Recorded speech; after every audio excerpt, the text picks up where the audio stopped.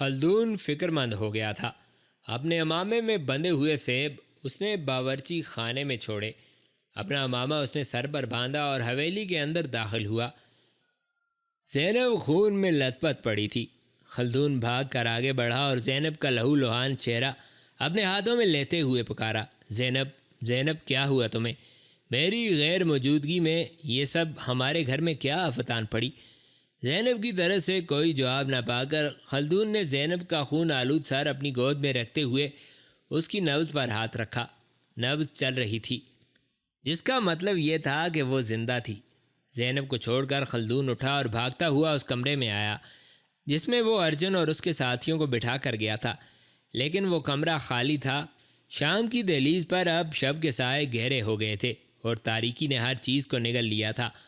خلدون اس کمرے سے نکلا، بھاگ کر صحن میں آیا اور زور زور سے پکارنے لگا، رتنا کہاں ہو تم میری بیٹی؟ صحن میں خلدون کی آواز اپنی بازگشت کے ساتھ رات کے اندھیروں میں بکھر کر رہ گئی تھی۔ خلدون بوکھلا سا گیا تھا۔ پانی کے ایک گھڑے سے اس نے ایک پیالہ بھرا اور زینب کے پاس آیا، اس کے سر کو دوبارہ اپنی گود میں لیا اور اس کے منہ پر پانی چھڑکنے لگا۔ تھوڑی دیر بعد زینب نے آنکھیں کھولیں اور بڑی حسرت سے خلدون کی طرف دیکھنے لگی۔ خلدون نے بدحواس ہو کر پوچھا، زینب کیا ہوا تمہیں؟ تمہیں کس نے زخمی کیا؟ وہ مہمان کدھر گئے جو ہمارے گھر آئے تھے؟ اور میری بیٹی رتنا کہاں ہے؟ زینب نے بڑی تکلیف کا اظہار کرتے ہوئے کہا، وہ مہمان دھوکے باز تھے۔ ان میں سے ایک جس کا نام ارجن تھا کبھی رتنا کا منگیتر تھا، وہ رتنا کو زبردستی اٹھا کر لے گئے ہیں۔ وہ بیچاری چیختی چلاتی رہ گئی پر اس کی کسی نے نہ سنی۔ میں نے ان کی راہ روکی، وہ مجھے زخمی کر کر رتنا کو لے گئے۔ وہ قصبہ بھیم سین میں رتنا کے ماموں بدری ناتھ کے گھر چلے جائیں گے۔ خلدون ٹھٹک کر رہ گیا تھا۔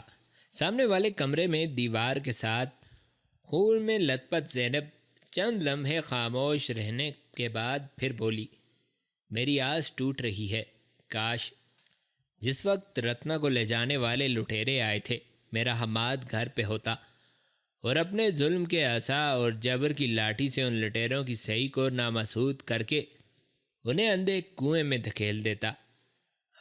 میرا بیٹا، میری زندگی کی تراوت اس وقت جانے کہاں ہوگا۔ وہ بھیڑیے نامعلوم رتنا سے کیا سلوک کریں گے۔ حماد کاش یہاں ہوتا اور دیکھتا دشمن تیری ماں کو کس طرح شکستہ و برباد کر کے اس کے چہرے پر موت کی داستانوں کے طویل نقوش چھوڑ گئے ہیں۔ زینب چند لمحوں تک خاموش رہی۔ خلدون بیتاب ہو کر اسے پکارنے لگا، زینب زینب۔ زینب خاموش رہی اور اس کی آنکھوں سے آنسوؤں کی بارش ہوتی رہی۔ دوبارہ لمبے لمبے سانس لیتے ہوئے زینب نے اپنی نحیف اور اکھڑتی ہوئی آواز میں پھر کہا، حماد تو کہاں ہے میرے بچے؟ حارث، حسن، تم سب کہاں ہو میرے فرزندو؟ تمہاری ماں تم سے ملے بغیر ہی رخصت ہو رہی ہے۔ حماد میرے بیٹے، میرا رب تیری راحت کے چشموں کو بحال رکھے۔ اور زینب خاموش ہو گئی اور اس کا سر ایک طرف ڈھلک گیا۔ خلدون نے اس کی نبض دیکھی، وہ مر چکی تھی۔ خلدون کی آنکھوں سے آنسو بہہ نکلے تھے۔ زینب کی لاش کو لے کر وہ باہر آیا۔ زینب کی تجہیز و تکفین کے بعد خلدون استبل میں آیا۔ اس نے استبل سے گھوڑا کھولا، اس پر زین ڈالی اور حویلی سے باہر نکل گیا۔ یہ گھوڑا ایلک خان کا تھا جس پر رتنا بیٹھ کر ہندوستان سے نشا پور آئی تھی۔ خلدون نے حویلی کو باہر سے تالا لگایا اور گھوڑے پر سوار ہو کر اسے ایڑ لگا دی۔ تھوڑی دیر بعد وہ نشا پور سے ہرات جانے والی شاہراہ پر اپنے گھوڑے کو سر پر دوڑا رہا تھا۔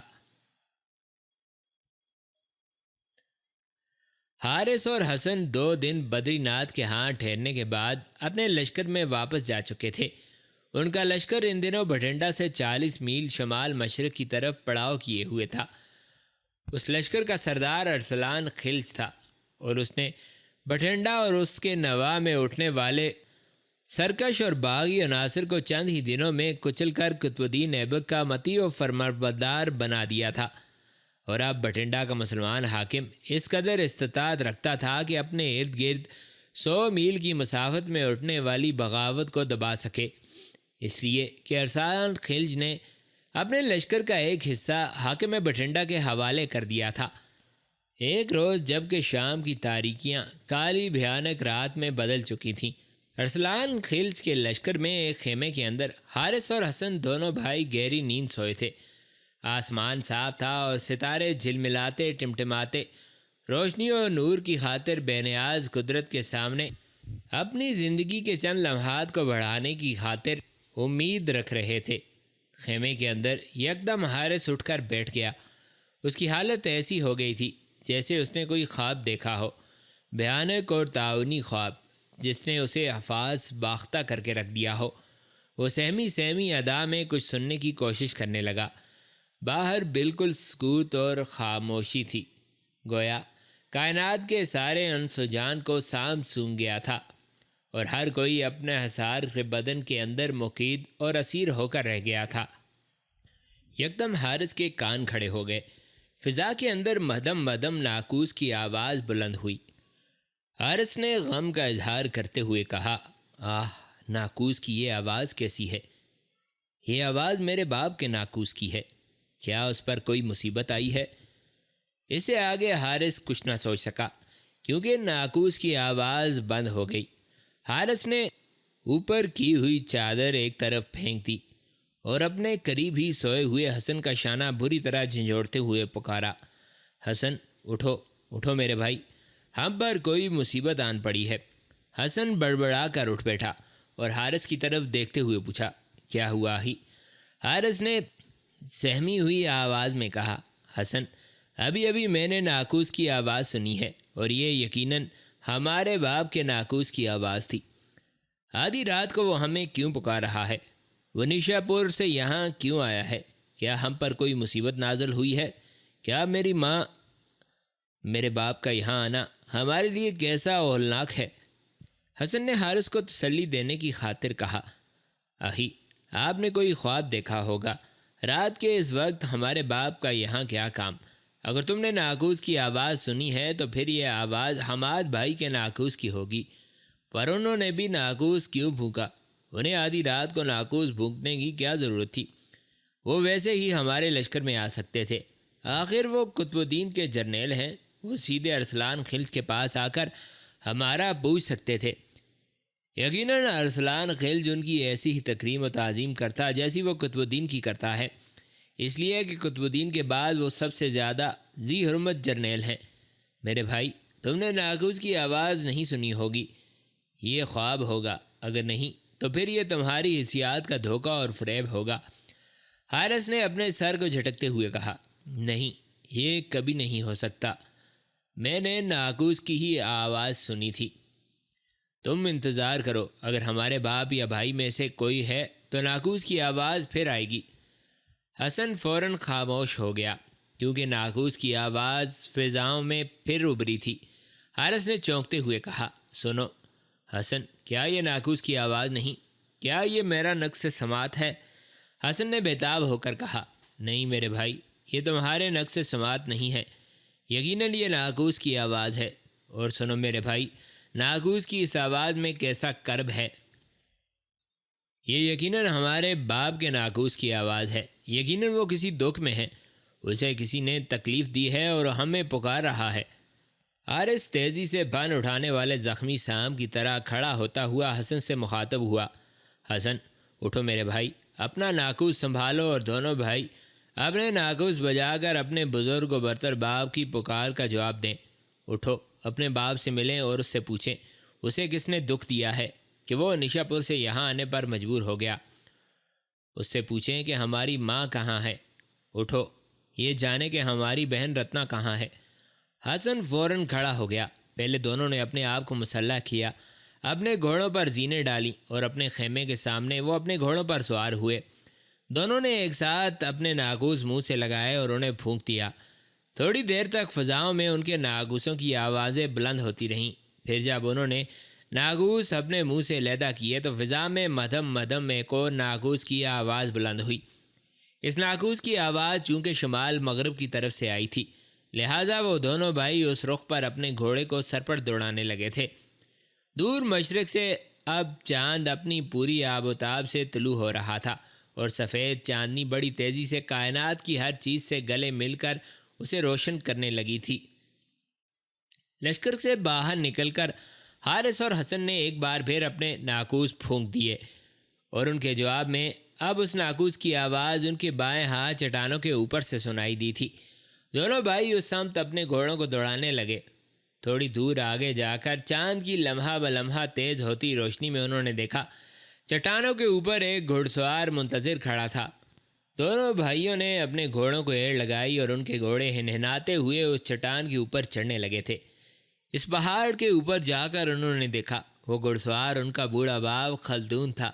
جب وہ نزدیک گئے تو خلدون اپنے گھوڑے سے اتر گیا۔ وہ دونوں بھائی بھی اپنے گھوڑوں سے اترے اور آگے بڑھ کر وہ باری باری اپنے باپ سے گلے ملنے لگے تھے۔ جب وہ علیحدہ ہوئے تو خلدون نے بڑے انہماک اور غور سے ان کی طرف دیکھتے ہوئے پوچھا، میرے فرزندو، کیا تمہیں خبر ہے حماد کہاں ہے؟ میں بڑی دشواری اور تکلیف دہ سفر کے بعد یہاں پہنچا ہوں۔ بٹھنڈا شہر سے مجھے خبر ہوئی تھی کہ مسلمانوں کا ایک لشکر بٹھنڈا سے 40 میل شمال مشرق کی طرف پڑاؤ کیے ہوئے ہے۔ میں نے سوچا تھا حماد بھی اس لشکر میں شامل ہوگا، لیکن تمہارے ساتھ اسے نہ دیکھ کر مجھے دکھ اور مایوسی ہوئی۔ کاش وہ تم دونوں بھائیوں کے ساتھ یہاں ہوتا اور دیکھتا کہ آج اس کا باپ، جسے وہ اپنی جان سے بھی زیادہ عزیز رکھتا تھا، کیسا پراگندہ حال ہو گیا ہے۔ بوڑھے خلدون نے اپنی آنکھیں بند کر لیں اور اپنے ہونٹ کاٹتے ہوئے اس نے غم گزیدہ آواز میں کہا، کاش یہیں تمہارے ساتھ میری حماد سے بھی ملاقات ہو جاتی اور میں اسے وہ روح فرسا خبر سناتا جس سے میرا سینہ پھٹا جا رہا ہے۔ حارث آگے بڑھا اور خلدون کا ہاتھ اپنے ہاتھ میں لیتے ہوئے پوچھا، اے میرے باپ، کس نے آپ کو دکھ دیا ہے؟ کس حادثے نے آپ کو نیشا پور سے یہاں آنے پر مجبور کیا ہے؟ آپ کے کپڑے کیوں خون آلود ہیں؟ آپ کا چہرہ اداس اور آپ کی پلکیں کیوں نمناک ہیں؟ پھر حارث نے جھک کر خلدون کے کپڑوں کو سونگھتے ہوئے کہا، میرے باپ، یہ خون جو تمہارے کپڑوں کو لگا ہے، اس سے کیسی ابنائیت کی بو آتی ہے۔ خلدون نے آنکھیں بند کر لیں اور بڑے کرب سے کہا، نہیں، یہ خون میرا نہیں ہے۔ اس بار حسن پھٹ پڑا، تو پھر یہ خون کس کا ہے؟ بتائیے، میری ماں کہاں ہے؟ ہماری بہن رتنا کہاں ہے؟ آپ کیوں اکیلے ہندوستان آئے ہیں؟ آپ چپ کیوں ہیں؟ بولیے، ہماری ماں کہاں ہے؟ ہماری بہن کہاں ہے؟ اگر آپ اسی طرح چپ رہے تو میں پاگل ہو جاؤں گا۔ بوڑھے خلدون نے اپنی بند آنکھیں کھولیں اور غم کے کڑوے گھونٹ نگلتے ہوئے کہا، پہلے مجھے حماد کے پاس لے چلو، پھر بتاؤں گا مجھ پر کیا بیتی ہے۔ تمہاری ماں کہاں ہے اور تمہاری بہن کدھر ہے؟ چلو میرے بیٹو، مجھے حماد کے پاس لے چلو۔ خلدون پھر خاموش ہو گیا، گویا وہ گہرے دریائے فکر میں غرق ہو گیا تھا۔ اس کے چہرے سے غم اور آنکھوں سے انتقام کا قہر ٹپک رہا تھا۔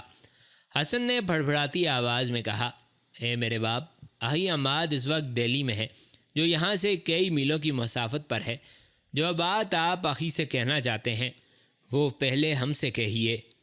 آپ ہمیں بتائیے، آپ پر کیسی افتاد گری ہے جس نے آپ کو یہاں آنے پر مجبور کیا ہے؟ خلدون نے دکھ سے کہا، کیسی مجبوری؟ میں چاہتا تھا کہ حماد اپنی آہنی ضرب سے دشمن کا سر سانپ کی طرح کچل دے۔ میرے بیٹو، اگر تم مجبور کرتے ہو تو سنو، تمہاری ماں قتل ہو گئی ہے۔ حارث نے سلگتی ہوئی آواز میں کہا، میرے باپ، یہ کیسی دلفگار خبر ہے؟ کاش اس خبر کی سماعت سے قبل سور پھونک دیا جاتا اور محشر برپا ہو جاتا۔ بتائیے، کس نے میری ماں کو قتل کیا ہے؟ خلدون نے انہیں ڈھارس دیتے ہوئے کہا، پہلے میری پوری بات سنو۔ تمہاری ماں قتل ہو گئی ہے اور تمہاری بہن رتنا کو اغوا کر لیا گیا ہے۔ حسن نے چیختے ہوئے کہا، ہماری ماں قتل ہو گئی ہے، ہماری بہن اغوا ہو گئی؟ یہ کیسے ہوا؟ کس نے ہم پر یہ ظلم ڈھایا؟ خلدون پھر بولا، سنو، مجھے غور سے سنو۔ جس نے تمہاری ماں کو قتل اور رتنا کو اغوا کیا ہے وہ ہندوستان سے آیا تھا۔ سنو میرے بچوں، رتنا کے ماموں بدری ناتھ کے بڑے بھائی کا لڑکا ارجن، جو کبھی رتنا کا منگیتر تھا، اپنے 10-12 جوانوں کے ساتھ ہمارے ہاں گیا۔ میں انہیں دیوان خانے میں بٹھا کر ان کی مہمان نوازی کرنے کے لیے کھیت سے سیب لینے گیا تھا۔ جب میں واپس لوٹا تو تمہاری ماں کمرے کے اندر خون میں لت پت پڑی تھی اور ارجن تمہاری بہن کو لے کر وہاں سے فرار ہو گیا تھا۔ میں جب واپس آیا تو تمہاری ماں نے مجھے بتایا کہ ارجن رتنا کو اٹھا کر بدری ناتھ کے گھر لے گیا اور وہاں وہ اس سے زبردستی بیاہ کرے گا۔ پھر تمہاری ماں میرے ہاتھوں ہی میں مر گئی اور میں اسے گھر کے صحن میں دفن کر کے ادھر چلا آیا۔ بتاؤ میرے بچوں، اب ہمیں کیا کرنا چاہیے؟ حارث نے کھولتی ہوئی آواز میں کہا، آئیے ہم بدری ناتھ کے گھر چلیں اور ارجن کو بتائیں کہ جس کو وہ اغوا کر کے لایا ہے اس کے بھائی اس سے کیسا انتقام لیتے ہیں، جسے وہ قتل کر کے آیا ہے اس کے بیٹے اسے کیسے عذاب میں مبتلا کرتے ہیں۔ حسن نے بھی پرزور تائید کرتے ہوئے کہا، ہاں ابھی چلیے، قبل اس کے کہ وہ ہماری بہن سے زبردستی بیاہ کرے، قبل اس کے کہ وہ ہمارے بھائی کی عزت کو بے حرمت کر دے، ہمیں فوراً اپنی بہن کی مدد کو پہنچنا چاہیے۔ خلدون نے اس بار پرسکون آواز میں کہا، میرے فرزندو، میں تم دونوں سے اتفاق کرتا ہوں، چلو میری رہنمائی کرو۔ میں نے نہ بھیم سین دیکھا ہے اور نہ بدری ناتھ کا گھر۔ تینوں نے اپنے گھوڑوں کو اس پہاڑ کی چوٹی سے نیچے اتارا، پھر وہ اس پگڈنڈی پر اپنے گھوڑوں کو سر پر دوڑا رہے تھے جو مشرق کے رخ پر دریائے سرسوتی کی طرف جاتی تھی۔ دور مشرق کے گمنام کوہستانوں کے پیچھے سے سورج طلوع ہو کر کائنات کی ہر چیز کو بیداری اور زندگی کی حرارت بخشنے لگا تھا۔ ارجن اپنے 10-12 ساتھیوں کے ساتھ رتنا کو لے کر بدری ناتھ کی حویلی میں داخل ہوا تھا۔ ارجن نے رتنا کو اپنے آگے بٹھا رکھا تھا اور اس کے دونوں ہاتھ اس کی پشت پر بندھے ہوئے تھے۔ ارجن اپنے سارے ساتھیوں کے ساتھ استبل کے سامنے رک گیا۔ گھوڑوں کے ٹاپوں کی آواز سن کر گیان اور اس کے دوسرے ملازم ساتھی اپنے کمروں سے باہر نکل آئے تھے۔ حویلی کے اندر سے بدری ناتھ، ساوتری اور بملا بھی نکل کر سیڑھیوں پر کھڑے ہو گئے اور حیرت و استجال سے استبل کی طرف دیکھنے لگے تھے۔ ان تینوں کی نظر جب ارجن اور رتنا پر پڑی تو اور زیادہ پریشان ہو گئے۔ بدری ناتھ سیڑھیاں اتر کر ارجن اور رتنا کی طرف بڑھنا چاہتا تھا کہ وہ وہیں رک گیا، کیونکہ ارجن نے رتنا کو اپنے دونوں ہاتھوں میں اٹھا کر نیچے اتارا۔ پشت پر بندھے ہوئے اس کے دونوں ہاتھوں کی رسیاں اس نے کاٹ دیں اور اسے ساتھ لے کر وہ بدری ناتھ کی طرف بڑھا تھا۔ رتنا کی گردن جھکی ہوئی تھی، وہ پریشان اور افسردہ تھی، اس پنچھی کی مانند جسے اس کے گھونسلے سے اٹھا کر اسے بربریدہ کر کے لوہے کے قفس میں بند کر دیا گیا ہو۔ سیڑھیاں چڑھتے ہوئے رتنا یکدم بھاگی اور آگے بڑھ کر بدری ناتھ سے لپٹتے ہوئے کہا، ماموں، مجھے اس بھیڑیے سے بچاؤ، اس وحشی درندے کے چنگل سے مجھے آزاد کراؤ۔ یہ کمینہ، نیچ اور گھٹیا ہے، میں کسی کی امانت ہوں، اس نے میرے بدن کو کیوں ہاتھ لگایا ہے؟ اس نے مجھے نیشا پور سے اغوا کر لیا۔ ماموں، میری ماں کو اس نے قتل کر دیا۔ میرا باپ جب کھیت سے اس وحشی اور اس کے ساتھیوں کی مہمانداری کے لیے سیب لانے گیا اور جب اس نے میری ماں کی لاش دیکھی ہوگی، اس پر کیا بیتی ہوگی؟ اس نے صحن کے اندر بھاگ دوڑ کر مجھے آوازیں دی ہوں گی، مجھے زور زور سے پکارا ہوگا، لیکن جب اسے اس پکار کا جواب نہ ملا ہوگا تو اس پر کیا بیتی ہوگی؟ وہ بیچارہ پاگل ہو گیا ہوگا۔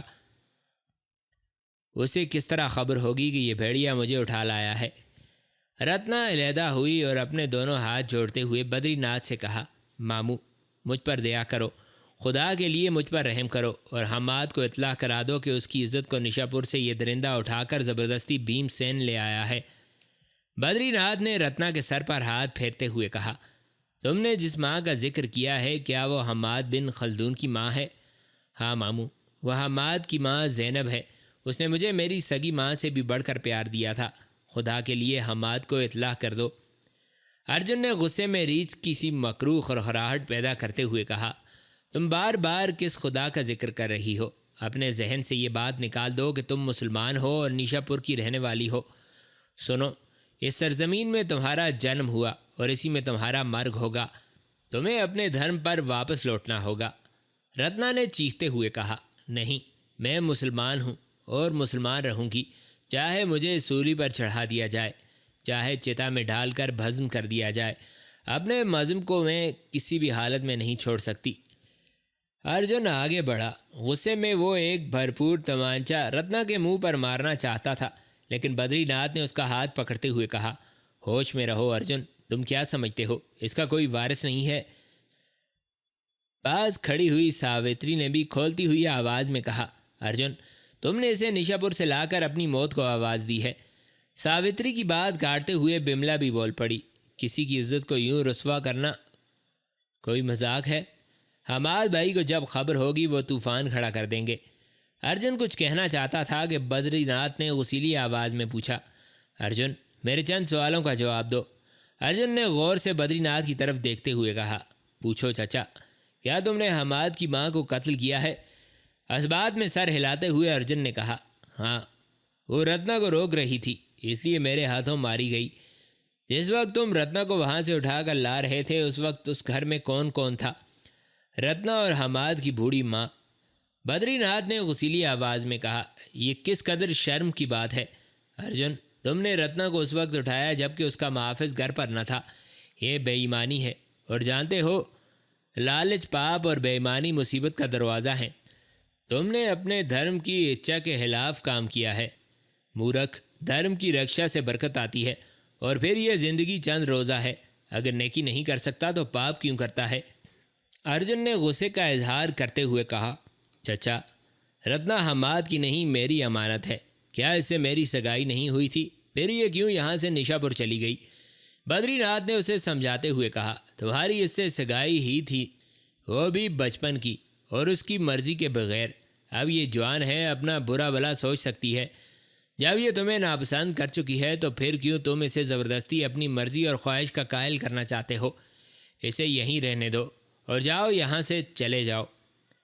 ارجن نے غصے میں چیختے ہوئے کہا، چچا، اس وہم میں نہ رہنا کہ تم اپنے آدمیوں کی مدد سے رتنا کو مجھ سے چھڑا لو گے۔ میں اسے اس لیے تمہارے پاس لایا ہوں کہ تم خود میرا اس کا بیاہ رچا دو۔ ہمارے خاندان میں صرف تم ہی ایک بزرگ رہ گئے ہو، میں چاہتا ہوں یہ کام تمہارے ہی ہاتھوں انجام پائے۔ چچا، یہ بات بھی اپنے ذہن میں رکھنا کہ میرے ساتھی صرف یہی نہیں جو استبل میں 10-12 کھڑے ہیں، میرے ساتھ 200 اور چیدہ چیدہ سپاہی ہیں جو تمہاری حویلی ہی نہیں اس پوری بستی کو بھی اپنے گھیرے میں لیے ہوئے ہیں، اور وہ اس وقت تک یہیں رہیں گے جب تک میری رتنا کی شادی نہیں ہوتی۔ میں اپنے ان ساتھیوں کے لیے 1 ماہ کی خوراک کا انتظام اپنے گھر میں کر چکا ہوں۔ بدری ناتھ نے دانت پیستے ہوئے کہا، ارجن، اگر حماد کو خبر ہو گئی کہ تم اس کی ماں کو قتل کر کے رتنا کو اٹھا لائے ہو تو تمہارے لیے ہلاکت خیز ثابت ہوگا۔ اگر وہ بھی اپنے لشکر کا ایک حصہ لے کر ادھر آ گیا تو سوچو تمہارا انجام کیا ہوگا۔ کون تمہیں اس کے ہاتھوں سے بچائے گا؟ میری مانو تو اسی میں تمہاری بہتری اور سلامتی ہے کہ تم رتنا کا خیال دل سے نکال دو۔ ارجن نے بڑی خوفناکی سے کہا، تم لوگ بار بار حماد کا نام لے کر مجھ پر اثر انداز ہونا چاہتے ہو۔ اگر تم سب کو حماد کی طاقت اور شاذوری پر ایسا ہی بھروسہ ہے تو اس سے بلاؤ، وہ میرے ساتھ مقابلہ کرے، اور اگر اس میں ہمت ہے تو رتنا کو مجھ سے چھڑا کر لے جائے۔ بدری ناتھ نے فوراً بیچ میں بولتے ہوئے کہا، تو پھر میرے ساتھ وعدہ کرو کہ تم حماد کا انتظار کرو گے اور اس کے آنے سے قبل رتنا سے شادی پر اصرار نہیں کرو گے۔ اگر حماد یہاں آ کر تم سے مات کھا گیا تو تم اپنی مرضی کے مالک ہوگے، جو چاہے کرنا، یہاں کوئی بھی تمہاری راہ میں حائل نہ ہوگا۔ ارجن نے گہری نگاہوں سے رتنا کی طرف دیکھتے ہوئے کہا، پہلے رتنا سے بھی پوچھ لیں، کیا اسے یہ شرط منظور ہے؟ بدری ناتھ نے رتنا کو آنکھ کا اشارہ کیا اور اس نے فوراً کہہ دیا، مجھے تمہاری شرط منظور ہے۔ اگر تم حماد کو ہرانے میں کامیاب ہو گئے تو میں وعدہ کرتی ہوں کہ میں اپنی خوشی سے تمہارے ساتھ شادی کر لوں گی۔ ارجن نے مطمئن انداز میں کہا، مجھے یہ شرط منظور ہے، میں حماد کا انتظار کروں گا، لیکن اس کے ساتھ میری بھی ایک شرط ہے کہ وہ یہاں اکیلا آئے گا۔ اگر وہ مجھ سے جنگ کرتے ہوئے جیت گیا تو رتنا اس کی ہوگی، میں کوئی اعتراض نہیں کروں گا، اور اگر میں جیت گیا تو آپ خود رتنا کا بیاہ مجھ سے کر دیں گے۔ حماد کے آنے تک رتنا آپ کی حویلی میں رہے گی، اور میرے یہ 12 ساتھی بھی یہاں میرے ساتھ رہیں گے تاکہ وہ رتنا پر نظر رکھیں کہ وہ یہاں سے بھاگ نہ جائے۔ رتنا نے کھا جانے والی نگاہوں سے ارجن کی طرف دیکھتے ہوئے زہریلے لہجے میں کہا، تم وہم نہ کرو، میں یہاں سے بھاگوں گی نہیں، میں حماد کا انتظار کروں گی جس کے ہاتھوں تمہاری موت لکھی جا چکی ہے۔ ارجن کوئی جواب دینا چاہتا تھا کہ بدری ناتھ پکارنے لگا، گیان، ادھر میرے پاس آؤ۔ گیان بھاگتا ہوا جب بدری ناتھ کے پاس آیا تو بدری ناتھ نے کہا، گیان، ابھی اور اسی وقت یہاں سے روانہ ہو جاؤ اور حماد کو ڈھونڈ کر لاؤ۔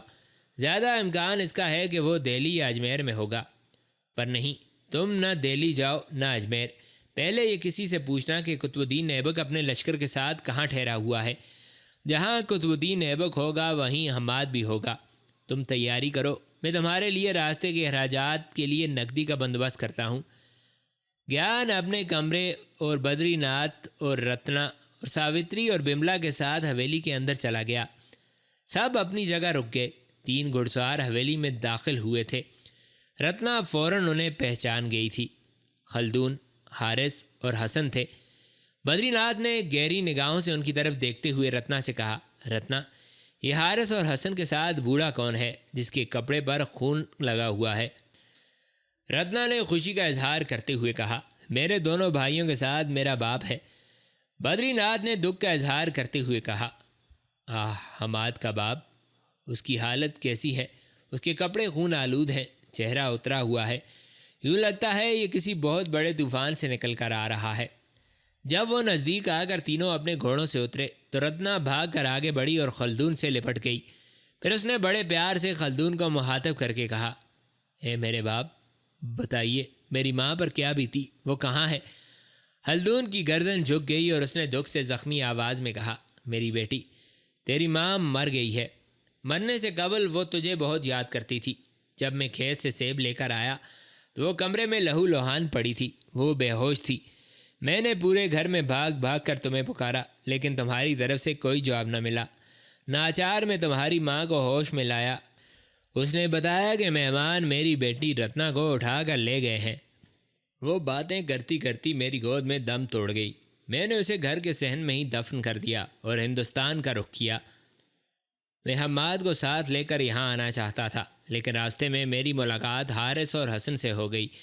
یہ دونوں مجھے یہاں لے آئے۔ زینب کی موت کا سن کر رتنا خلدون سے لپٹ کر دھاڑے مار مار کر رونے لگی تھی۔